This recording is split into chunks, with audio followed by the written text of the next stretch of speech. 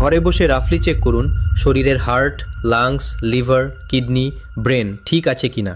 সাধারণত ডাক্তারের সময় থাকে না এসব আপনাদের বোঝানোর জন্য। আর সাধারণত ডাক্তারের কাছে কখন যাওয়া হয়? যখন আমাদের শরীর খুব বেশি খারাপ পর্যায়ে যায়।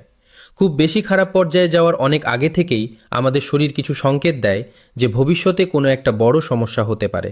আজকে 5টি টেস্টের কথা বলবো যেগুলো ঘরোয়াভাবে পরীক্ষা করা যাবে একটা রাফ এস্টিমেট পাওয়ার জন্য। বর্তমান শরীরের অবস্থা আপনার কেমন, সুস্থ নাকি ভবিষ্যতে কোনো বড় সমস্যা আসতে পারে।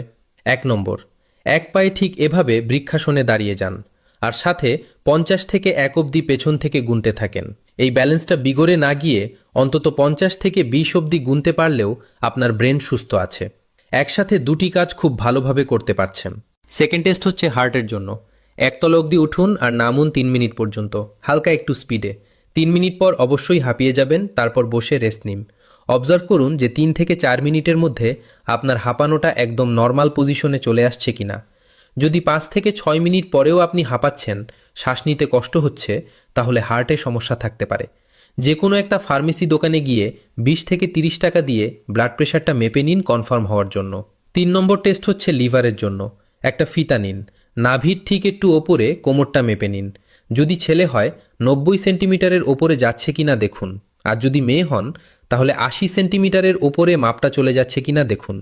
যদি এই মাপগুলোর ওপরে যায় তাহলে মনে করবেন আস্তে আস্তে লিভারে ফ্যাট জমতে শুরু হয়েছে।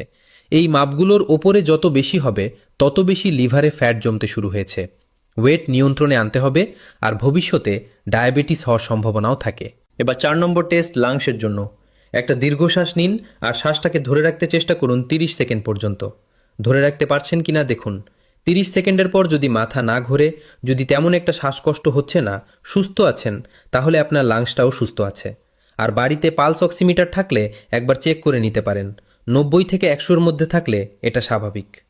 5 নম্বর টেস্টটা কিডনির জন্য। আপনি যখনই প্রস্রাব করতে যান খেয়াল করবেন প্রস্রাবে কোনো ফেনা জন্মাচ্ছে কিনা, এবং সেই ফেনাটা 5 থেকে 10 সেকেন্ডের মধ্যে ভ্যানিশ হয়ে যাচ্ছে কিনা। যদি ফেনা হয়ে থাকে আর সেই ফেনাটা 1 মিনিটের ওপরে থাকে, তাহলে কিডনির ফিল্ট্রেশন সিস্টেমে ডিস্টার্ব হওয়া শুরু হয়েছে। যাদের ইংলিশ কমোড নেই তারা তো এই ফেনাটা ভালোভাবে দেখতে পারবেন না। তারা দেখবেন শরীরে চোখের নিচের পাতাটা কোনো ফুলে যাচ্ছে কিনা, পা ফুলে যাচ্ছে কিনা। এগুলো যদি হয় তাহলে শিগগিরই একজন ডাক্তারের সাথে সাক্ষাৎ করা উচিত।